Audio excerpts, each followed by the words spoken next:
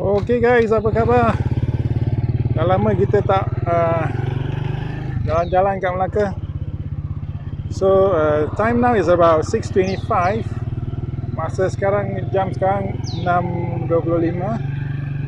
So kita melalui Jongke Walk lah. Okay, just take a look. Ini adalah Jongke Walk. Kita jalan-jalan tengok-tengok. Semua kedai tutup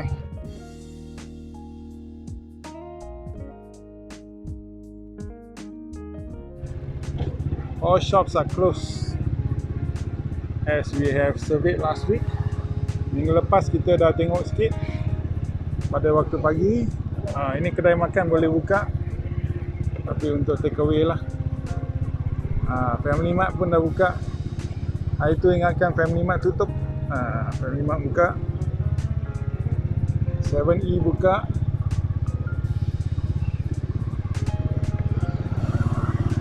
Kedai ni tak buka 24/7.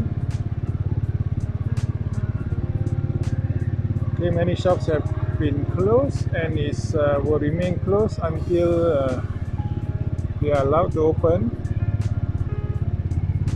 Only restaurants, cafes and food outlets are allowed to open for takeaway. So Geographer Cafe buka.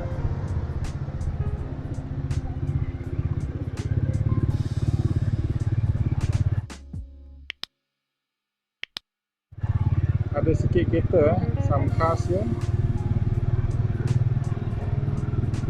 Kedai handphone, jual barang handphone, kedai jual makanan buka.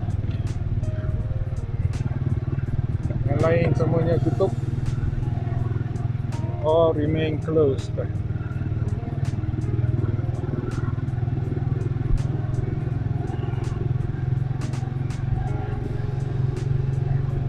Okay, sebab cuaca hari ni memang best So we're going for a walk because today's weather is really nice. We're going for a walk by the river, a quick one, just to show you as we come out and grab our lunch. Dinner. Lunch pula.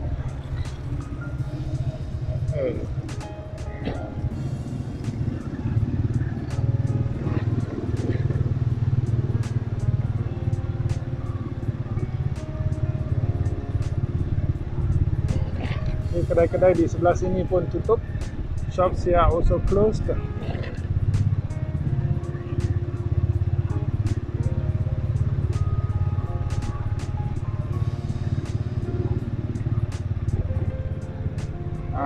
Banana list. Tong sampah dia senang je sana. Okey, ada satu restoran makanan dibuka. Ini pun restoran makanan juga. Warung tutup warung. Tapi dia buka waktu pagi. Warung is open in the daytime now. Because of NCO, they are open in the daytime. Okay, senyap, bunga raya senyap.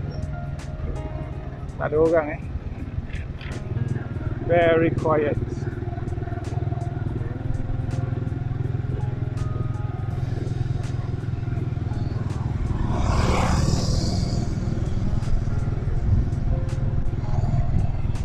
Welcome to Melaka.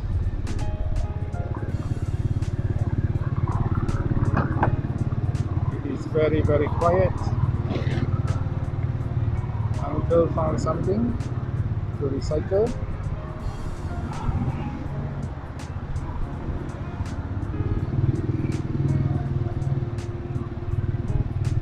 Okay, kita dah sampai Jam Besar. We have arrived at the clock tower. Oh, renovation works here. Ada kedai, ada kerja pembaikan di sini. Dan kita sampai di Jam Besar.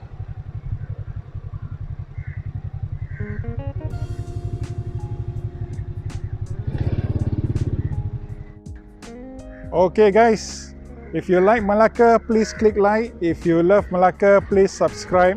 And if you miss Melaka, please comment. See ya.